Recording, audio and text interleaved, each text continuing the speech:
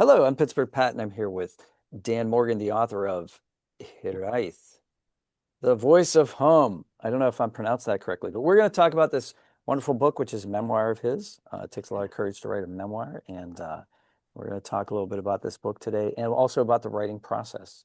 And Definitely. if you're a writer out there, how the heck do you get published? So, Dan, how are you today? Greetings. Thanks for having me, Patrick. Also Absolutely. known as Pittsburgh Pat. So great. Yes. We all have to have an online name, I guess, right? I mean, So, it's great. Yeah. Yeah. Thanks for yes. being on your channel. Your channel is so eclectic. I just love it. You never know what you're going to get when you Yeah, log in. I don't know what I'm going to What post video from is day this to going day. to be about? A chipmunk? A memoir? I'm Yeah, doing the internet all wrong. it's great, but it's working for you. You're making it work. Oh my gosh. So, Dan, why did you write this book? I didn't know until I'm still finding out why. Hmm. Yeah, I knew that I felt called to do it. And I know people write for different reasons. Some people just want to have a book to show their kids or their grandkids. That wasn't the case for me. I knew that I had to convey something to other people Mm. because there there is some human element that I think this memoir captures, and that is feeling like you're not the crazy one, but everyone's telling you you are. You're not the one who's wrong, but everyone's telling you you are. And eventually it just kind of takes over and overwhelms you. And you start to live your life thinking that you're wrong or that you're crazy or that there's something wrong with you. But deep down inside, there's this little voice that says, no, you're not the wrong one. You're not the crazy one. And I have found that uh, now that people are starting to read this, that many people who are very much unlike me are coming to me and saying, "You just told my story," because I am just now at the age of whatever or at this place of wherever. I'm just now coming into my own voice and realizing I have something to say, and I've had something to say the whole time, but I got shut down. Is that part of the definition of Hiraeth? Why did you pick a word from the Yeah, Welsh instead of an English word to be the title yeah. of your book? Like, in other words, why didn't you make this easier for us? No, So, no, no. I mean, yeah, obviously, like there are words that just in other other languages that sum up something a little more concisely than in other languages. Like, English yeah, doesn't have this word. that's exactly why. Mhm. Because Hiraeth is a Welsh word, and I am a Welsh American person. And I've been to Wales, and I connect with so much of the Welsh culture. Now, you were born in America, then. I was born in Pittsburgh, Okay, Pennsylvania. Yeah, gotcha. yeah, I lived the first 20 years of my life here. But there's a that word Hiraeth cannot be translated. It can't be captured by English language. It represents this longing for a place where you belong or a place that you call home. Not necessarily a geographic place. It could be like a certain era or a time, or it could be some place that you've never even been, but you feel a longing for that anyway. And I that's remember a yeah, friend of mine saying that nostalgia, the way he defined nostalgia was uh, remembering a time or a place that really never was. it might never have been, or it Yeah. might have been. That's what I like about Hiraeth because you might have been there. And what I had come to realize in the writing of this book and then sharing it with others is that it was really about a place where I felt at ease with myself. And I had to go way back, way back to discover that place because, and I don't have any hard feelings toward anyone Mhm. in my life. It's just the circumstances. When uh, the place that I was born and how I lived and what the political climate, the social climate, the family dynamics were, it just didn't allow me to just be who I was. So you use like so this is a memoir. So you used a chronological approach, which is a good way to organize a memoir, I think. Yeah, although I mean the difference between a biography or autobiography and a memoir is that memoir is more story, whereas biography and autobiography are more chronologically bound with data. So if we think of a biography, it's more place and time, whereas memoir is more story. Okay. I know that a lot of your viewers are interested in the writing process. Yeah, absolutely. So I think that's what I was getting at was like, how do you organize the first draft, right? So you and I, full disclosure, we worked on this book in its Oh, earlier Patrick, stages. for your viewers, Patrick knows this book better than I do. He knows it inside now. I've read Yeah. it a couple times. In fact, please feel free to correct me if I miss something, if I get something wrong about my own life. No, wait, that was the year you were doing roller derby, not the Right, year right, that you right, were right. a professor, studying to be a professor in sociology. So you've had a really interesting journey. I mean, as we all, I mean, we all do, but like you've had some really interesting jobs. I'm an odd duck. Yeah, I haven't even listed all the jobs. When I finished, I had a section of the jobs that I've had. Again, for those of you who are trying to find your way, this spoke to a lot of people in their early 20s and mid 20s that were just thinking, "Am I ever going to like crack the code, get a career, find a job that I like?" Let me tell you, I have had some jobs. I drove a horse and carriage. I worked at a store that sold bras and Bibles. I delivered balloons. I was a balloon baboon. I worked at a health club. I was a fitness trainer at a health club. And these are jobs that are unlike the other jobs. So it's not like, oh yeah, and then you found no, these are just really odd jobs. I worked in restaurants, for years. Yeah, but tell me about the roller derby. Oh, that was my first love. It really was. When I was a kid, when my uncle got a television set, we lived in my uncle's house.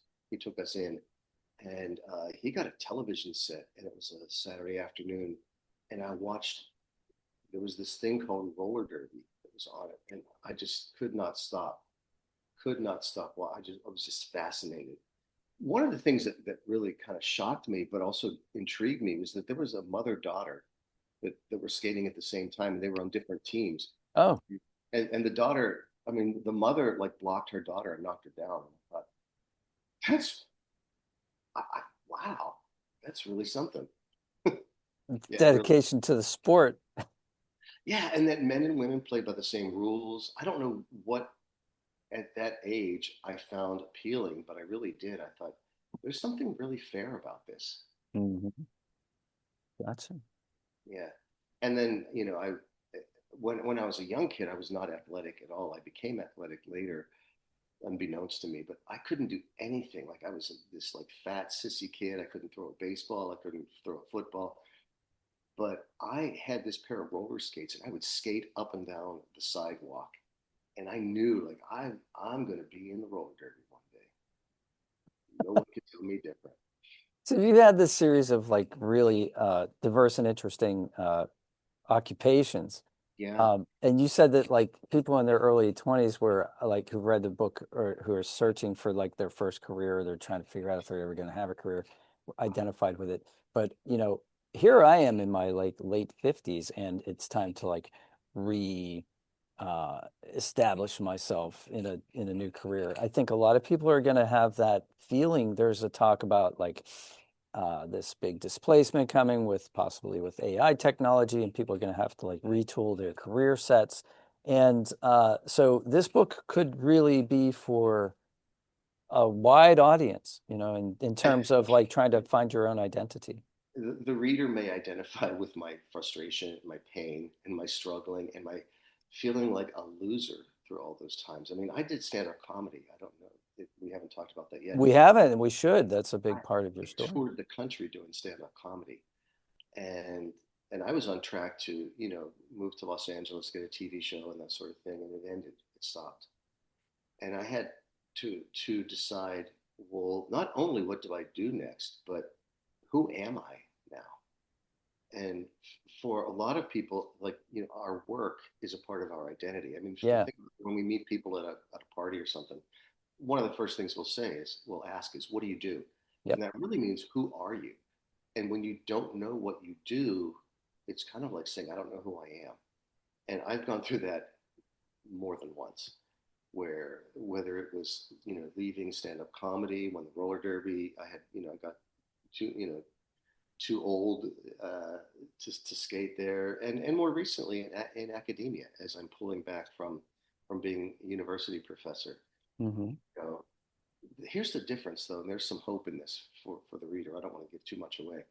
At this time in my life, I'm looking forward to it rather than being afraid of what's coming next. I'm more like the kid that's saying, "Oh, what's under the tree for me now? I can't wait to see Mm. what the next goodies are."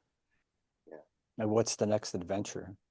Yes, but when I was in my earlier 20s, 30s, 40s, it has taken me some time to have experience with starting over and starting again.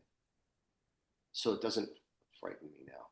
So not to name drop, but just to show people the seriousness and intensity of the stand-up comedy track, you were meeting people like Margaret Cho and Dave Chappelle and Ellen DeGeneres. You even like cross paths with Ellen DeGeneres at one time. I mean, these were like big, these are big names, obviously, in comedy.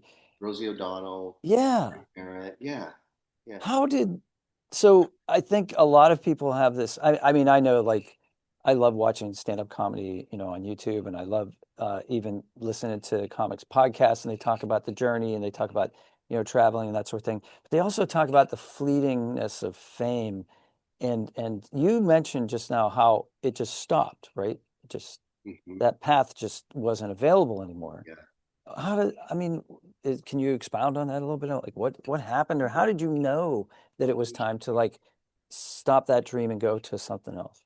Oh, it was delivered to me. Oh, I didn't make that decision. okay.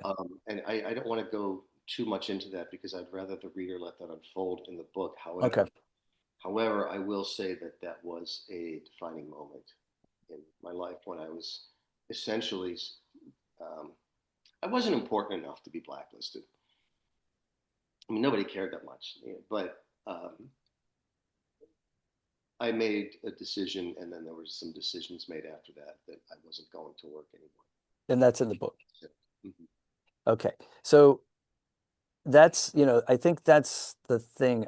I know like especially for like people who are on YouTube, I get a lot of my viewers are fellow YouTubers, and a lot of the kids that teach, I teach a little bit after school. They'll talk about like wanting to be on YouTube, or they'll talk about their favorite influencer, that sort of thing.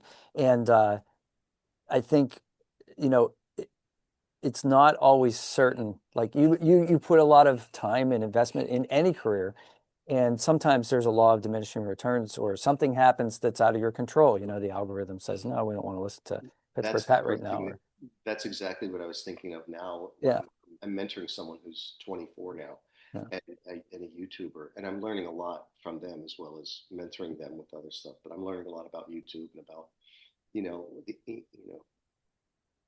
trying that as a career. And yeah, YouTube just switched up the algorithm, didn't they? It changes all the time, and I think it's going to be even faster now with the advent of Yeah. AI to aid those algorithms, because Mhm. of necessity. There's just not enough people to do all the things that has to happen for this platform to exist. So This is one thing that I do offer newer adults because I've seen the changes that affected me that were out of my control. I have a capacity to hear someone who says that now when they're going through that. It's like, oh yeah, oh yeah, yeah, and you teach people that age, right, where they're in yes, college, they're getting hmm, their undergraduate degree, they're trying to yeah. they're looking to what's the next thing, right? There's a lot of I do. uncertainty at that Yeah, age, and there's a I lot of uncertainty in this environment, right now. and if you're new at it, and that's why instead of saying young adult, I like to say newer adult because I want to get across that you're new at this. You haven't been in your 20s yet. And being in your 20s today is very different from being in your 20s when I was in my 20s. What's the same is that it's your first time entering this world and trying to figure it out. And that hasn't changed. And it can seem, wow, there's a lot that newer adults go through today. Um, Economic uncertainty, um, a lot of people that are in their early 20s now were raised by parents who felt that their primary job was to protect their children. And that can hobble you, rather than raising your children to learn how to fall down and get up and be resilient and develop your strength and find out what your strengths are. A lot of people were raised to be protected, and I believe that's a disservice. That has nothing to do with the book. That's just what I've. That's just your experience. That's just what I've seen. Is people being afraid. I don't. Well, I mean, it sort of ties into the book in the sense that like you've done and tried a lot of things and it's I was. okay to do that, right? So it's okay to fail. It's okay to say like I or was. not fail, but like say, okay, I tried this and this was okay for me now. You know, I was a waiter, Yes. I was in the restaurant business. I wasn't personally for a long time, but people will be in and out of that business and then just say like, hey, you know, like that served its purpose when I was trying to get my degree, but it's not for me anymore. And that's okay. It's okay to change. Absolutely. Oh, and you don't have to be afraid. Like so for me, there's a part of me I think that realized I was never afraid. Although there were times when I was afraid, but I did it anyway because Mm, I just didn't have a backup plan. I didn't come from wealth. I didn't come from, I grew up on welfare. I mean, there was no family money. There was nothing. there's no safety net. There was no safety net, and Mhm. no one in my family had ever gone to college before. So I didn't have anyone to guide me. The only thing I remember when I was fortunate enough to go to college because I got a poverty scholarship was, thinking, well, I'm going to graduate college, and then what? And I remember this professor yelling at me like, "You haven't done anything to prepare for your future yet." And I'm thinking, how am I supposed to know? I don't even know how I got here. And thanks for treating me like a member of the Clampett family. Because I always felt like, like I was. I think maybe it's comes from being poor, or from just um, I don't know. I just always felt like, uh, not always. I often felt like I was being treated like a little mascot. Like, oh, look at this little kid I on think wheels. there's like an advantage to having been poor. I feel like there is. I feel like, you know, at some level, You wouldn't I have kept know me. that I You can wouldn't have always go kept back me. to being poor and that I'm going to survive. Except in my 20s, I didn't appreciate that very much. Yeah. It's like Yeah. I don't know where the gift is in this because I don't really have any nickels to rub together. And Yeah. then I'd get my first paycheck, and I didn't know anything about saving money or spending money. And Right. I was 40 years old. I had nothing, like Yeah. financially nothing. That's not uncommon. I mean, it's not uncommon for people to not think about their retirement or investing or, you know, until they're well into their 40s. And, you know, So, so yeah, I mean, so this, in the context of what I wrote, right. there was always that being around other people who didn't know how different I was from them the whole time. I just spoke with a trusted elder of mine who's 80 years old, and we spoke this week. And he said, when I met you, when you were in your late 20s, and I met you for the first time, I had no idea where you came from. I thought you came from this wealthy family. You were sure of yourself. You were great looking. You just seemed to have the world, at your feet. He said, Mm. I had no idea until this, and we've known each other 35, almost 40 years. Yeah. And he said, I've never known that about you. You just always seem to, yeah. And I thought, yeah, that's what it's like. I mean, the it's nice to be able to slide by and pass on a couple different levels, but the internal price that you pay can be high. Yeah. So let's talk about a little bit about that. So the idea of like trying to create a persona.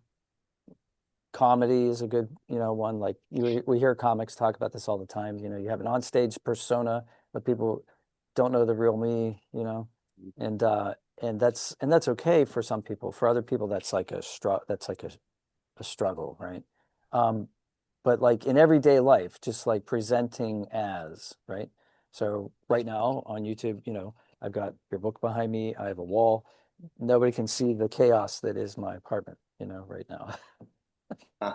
You know, because we're presenting, you know, Yeah. some people will put like a fake bookcase behind them, you know, If and anyone's interested in this train of thought, by the way, yeah, I would recommend the book by Irving Goffman. It's called Stigma, and he writes about this topic, the presentation of self, how we present ourselves so that other people want to see us.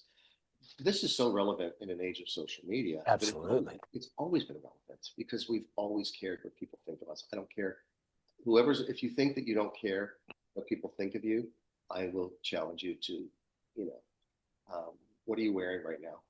You care. Yeah. Well, think about it. I mean, if I grew up in the 80s as, you did, and we used to say, the apparel make the man, right? We used to quote that line I from never heard Shakespeare. that, but yeah, It was, dress for success. I remember Right? that. Yeah, Shakespeare was I was quoting Mhm. Shakespeare. We weren't smart enough to quote Shakespeare at the time, but All the but it world's was a but it stage. was GQ magazine. It was like, put your Those best foot forward. memoirs And we didn't have any money. We went to the thrift store and we got like, this be coat's cute from the for thrift us. store. Yeah. We could go to the thrift store and buy men's jackets and wear skinny ties and act like we were older than we were. And but So but how do people judge you, right? When I they was first never meet you, the only way they can judge you is by what they see and how you speak. Yeah, And I was never that GQ person. In fact, my gay friends from San Francisco used to call me DKNJ. there you Which, go. What did the J you stand know, for? well, DKNJ was Donna Cara, New Jersey. Oh, I thought you were doing DKNY, a play on Yeah, that. Yeah, it was. it So was. Oh, DKNY, okay. So NJ is New Jersey. used to call me DKNJ because they Okay. just it was just so frumpy and Because New York, New Jersey. right. Okay. There's that Sorry. distinction. And I'm a little actually, slow. you're from New York and San Francisco. Yeah. All right.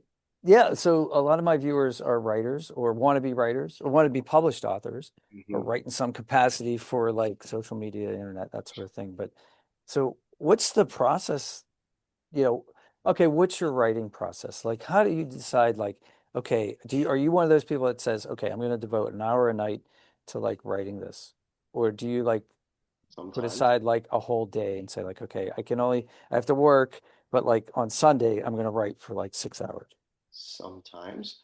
Okay. I started this the way that I started writing comedy. I was fortunate to take a comedy class, and the instructor said, "Don't write funny. Write about things that frustrate you, things that have broken your heart, things that really annoy you, that make you angry. That's where good comedy comes from. Don't try to write funny. Write about Okay. the pain, and the comedy will come from it. Like this memoir, Hiraeth. I mean, many people have told me it's really weird that I'm saying many people, but many people are reading it, which is I'm so flattered.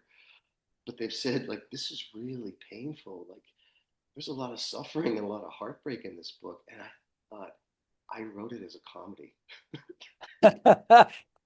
You didn't get the joke.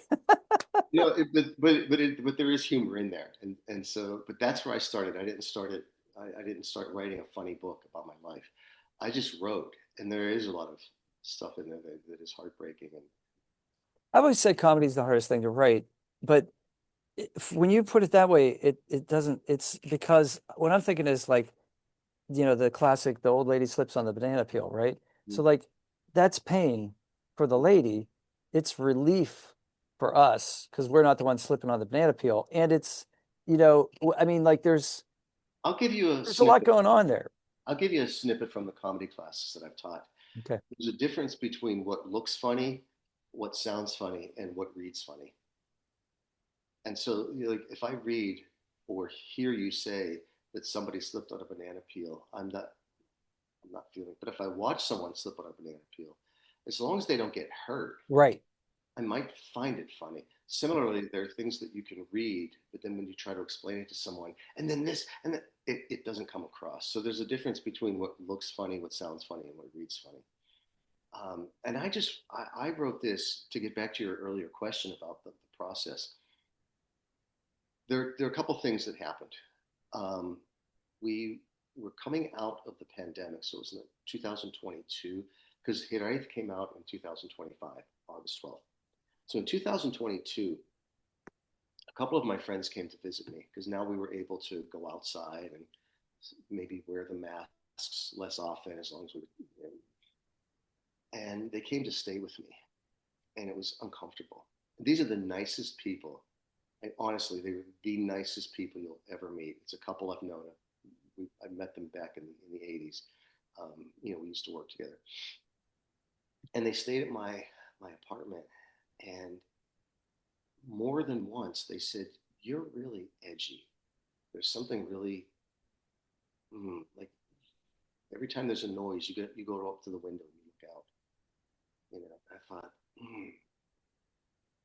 because I was living alone, I thought I was not aware of that, and it was a wake up call for me to go check out post traumatic stress, which I have. And when a person lives alone, you may not always be aware of post traumatic stress, but when someone else notices your discomfort, then it's easier. So I had to go get that checked out.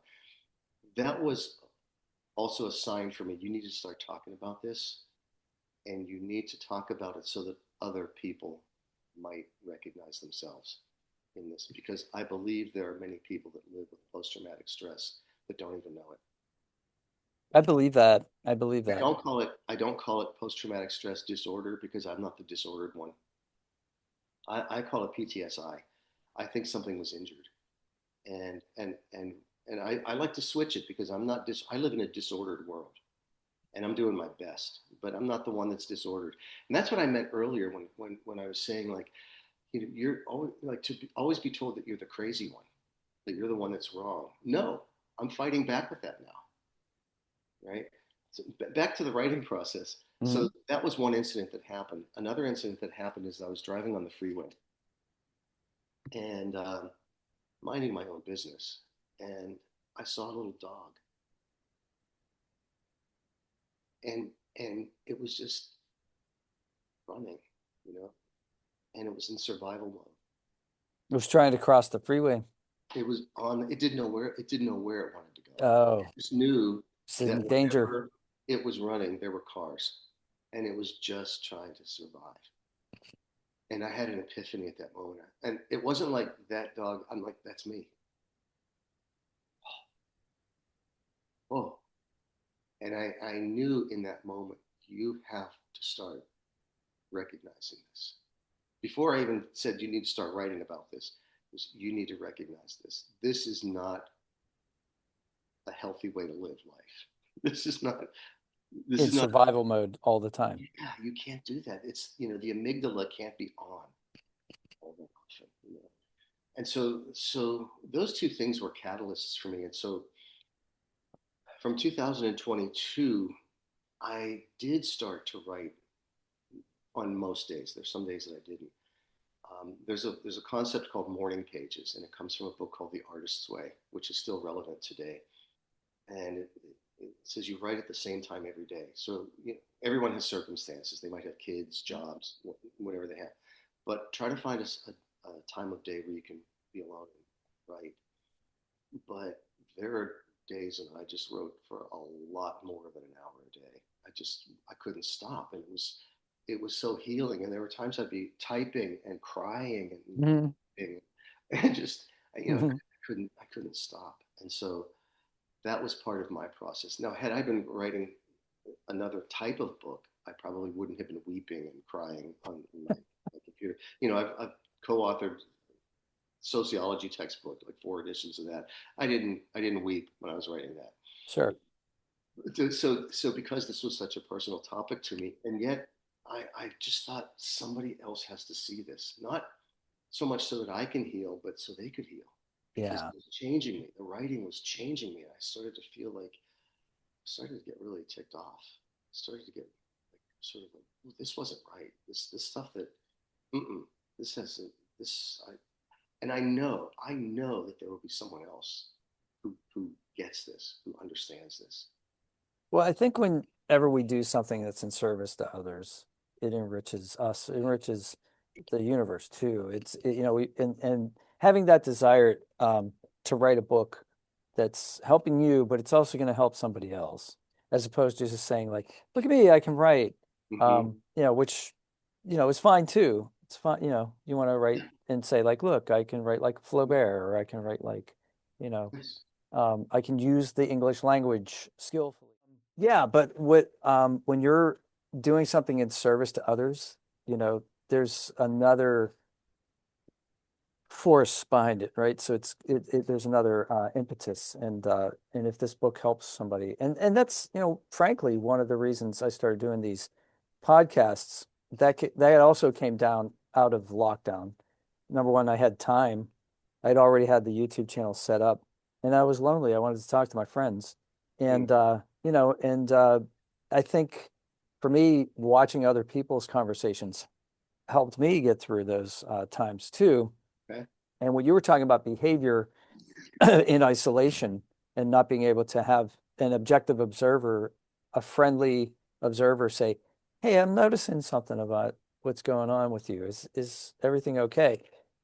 You know, we're social creatures. Human beings are social creatures. We need each other. I mean, some of us may be more, and introverted or more comfortable being in situations by ourselves. But there's a reason why isolation is a form of punishment in the judicial system. Solitary confinement is a form of punishment because I think at base level, most human beings need each other. They need to be part of a society.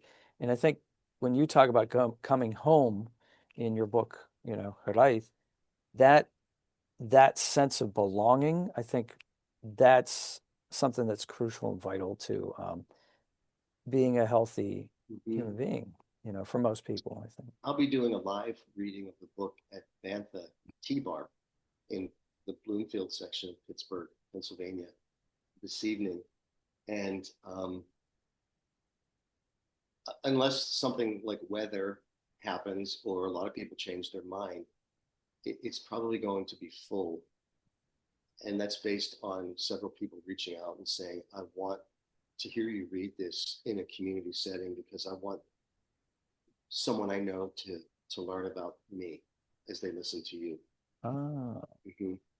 And that's the thing I can't say I didn't expect it. I tried to write without expectations, but the the the people who have responded to me so far are nothing, or let's say they're not like me on a lot of demographic levels, racially, gender, sexual orientation, age.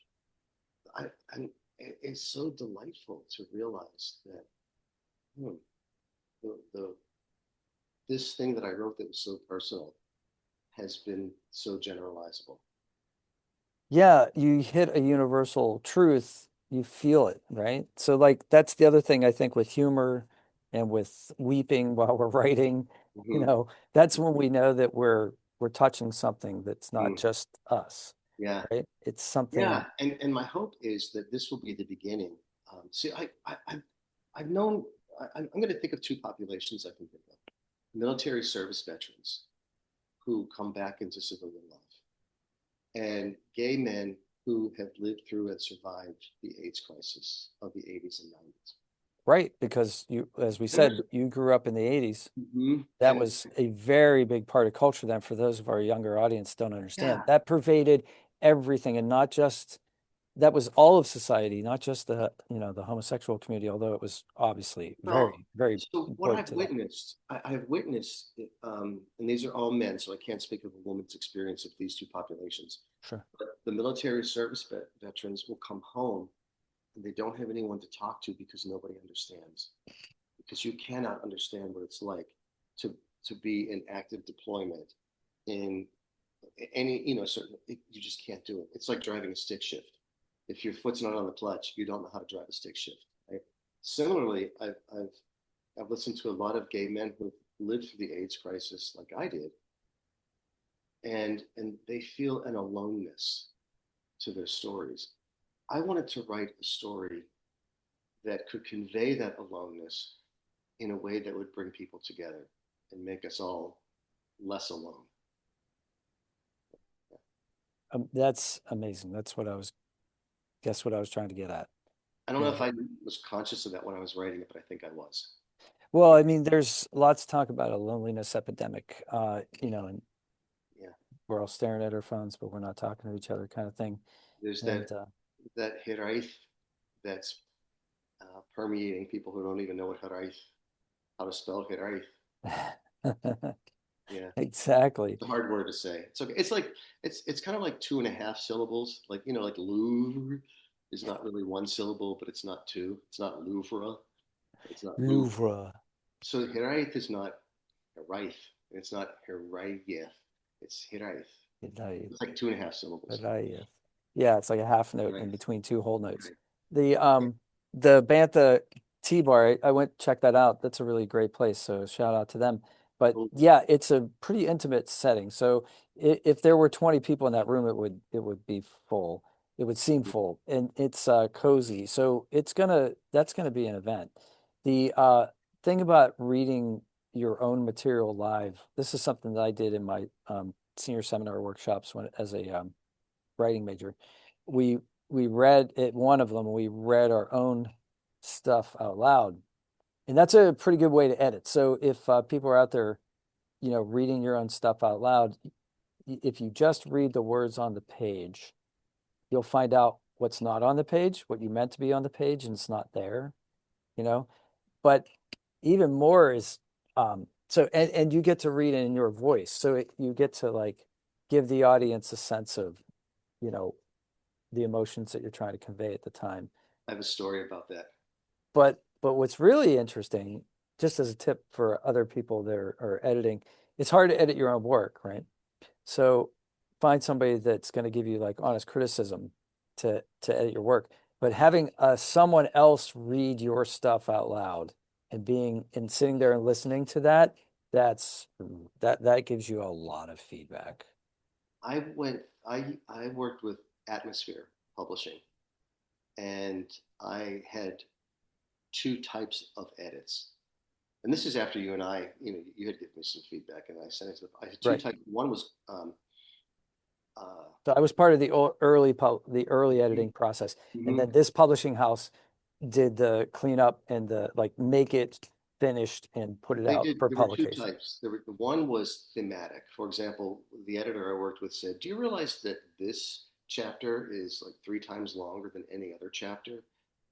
Is it that much more important, or can you make that into 3 different chapters or two Mm. different chapters? And why is the end so much longer than the beginning? Beginning so much longer than the end?"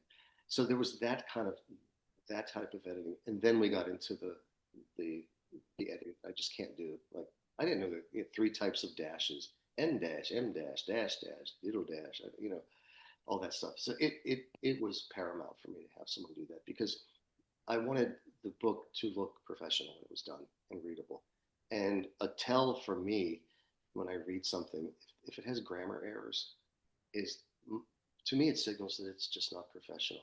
Yeah. And with that being said, I can't catch my own grammar errors, so Yeah. I needed someone else. Grammar errors are different than printing errors, right? So if I'm reading there was a or content errors. So I was reading a biography of Lincoln, and it was there were printing errors, but that was okay because it was like through the history book club or something, and they like put out first copies that they can't sell to anybody else. That's just what they do. That's how they get rid of those books. So they give them to people who like sign up and get them at a discount.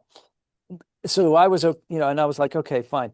But then there were factual errors. Like there was something that said that like a certain battle that I knew took place in 1863 took place in 1865. And I'm like, that didn't happen. So when those things are jarring to a reader, grammatical errors are jarring to readers, especially readers who um, talk in their mind while they're reading, you know? Mm-hmm. Mm-hmm. So people who are actually like immersing themselves in the language and listening to the author's voice, uh, when that comes up and it's glaringly wrong, and it's not meant to be like a colloquialism or a funny moment or something like that. It's hard. It hits people hard. So it's important to have someone objectively look at that and make sure that those are few Mm-hmm. and far between. Yeah. And for your listeners, I would offer that if you are writing something and you want someone as a first editor, when you have it down to where you think we're ready to go through first draft, Patrick is the one to go to. Thanks. And I'm not saying that just because I'm on your podcast. It really helped me a lot. Thanks. Thanks. Yeah, I like that. That's something that I found with working with you is that that's a skill that I acquired that lay dormant for a while. And now I realize that like I'm pretty good at that. Like it's not, that's, I mean, there's some things I'm good at, there's some things I'm not. And at this moment in my life, I'm pretty good at that. So thanks. I appreciate that. And it was Yeah, an honor to be part of the process. yeah. It's well. This brings me to another part of the writing process, and that is once again for the viewer who wants might be considering writing something. You will get to a point when your work is maybe pretty much done, or maybe you'll realize this sooner than that. That you want to decide, what do I do now? Who is my audience, and how do I get this to that audience? Most writers will say that they don't like promotion. They don't like to do promotion or sales or things like that. Some writers do. But if you want to have an audience and if you want people to read your valuable book, you need to learn how to use things like social media. You may want to consider going with a publisher who will promote your book for you. Self-published books are great if you want to write it for your family, or if you just want to have something as a legacy for your work. That's honorable, and there's everything right with that. Right? If you want to reach a wider audience, it does matter to bring in some people with expertise and to learn how to do some things. For me, that's been fun because I'm always learning something. It, it's one thing that keeps me from being a know-it-all and from flatlining and from especially when you get to be at a certain time in life, Mhm. you must continue to learn. It's the But only way. yeah, I think the other thing that to tie this into what we were saying before about being in your early 20s and trying different jobs and things like that is, I might be a really good first draft writer. I might have some really great ideas, but I might not be really good at deciding what stays and what goes.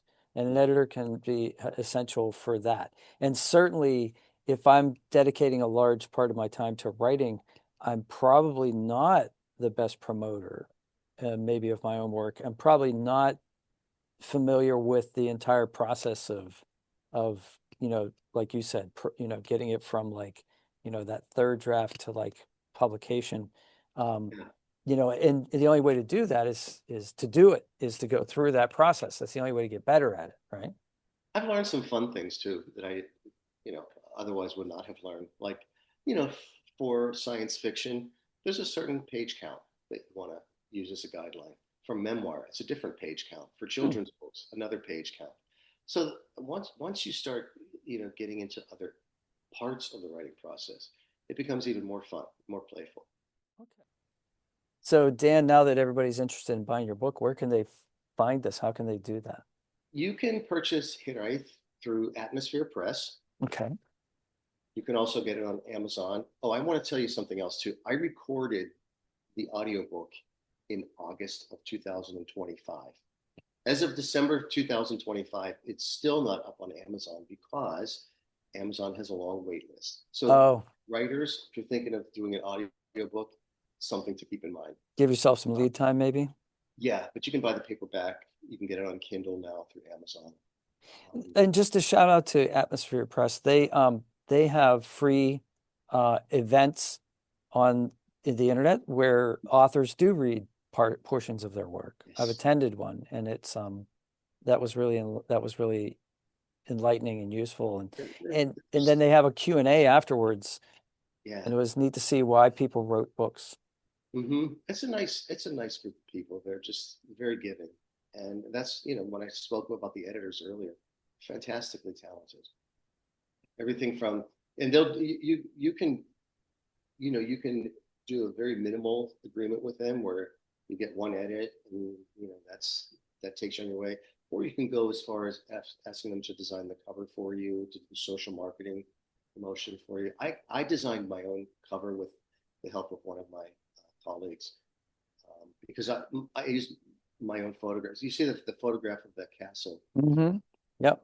That's my photograph that I took in I Wales. think I remember you showing me that photograph, And then actually. on the back, you'll see the collage of photographs.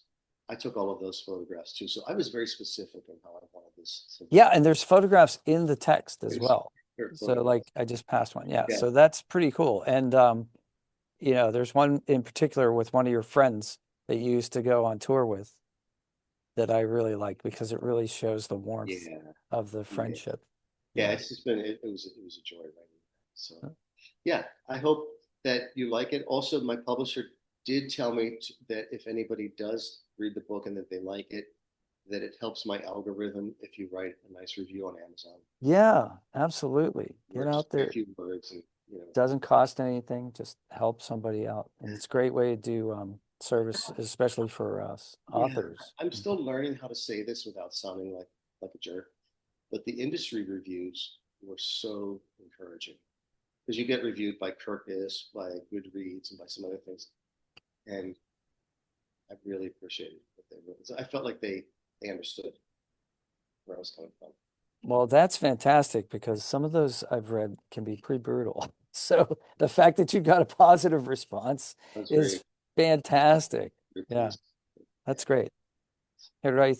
All right. We know where to get it. And anybody that's interested, please do that. Thanks everybody for watching us today. Thank you, And Patrick. Thank you, viewers. this probably won't be the last time that Dan and Oh, I and publish. if you want to reach out to me, I do have a website. It's Okay. danmorganthevoiceofhome.com. Say that one more time. I think I talked over It's it. just without any spaces. danmorganthevoiceofhome.com. Okay. Sounds great. And there's a place there where you can reach out to me, and I'll get back to you. All right, Dan, good luck tonight at your speaking event. And Thank you, we'll, Patrick. we'll do this again really soon. Sounds good.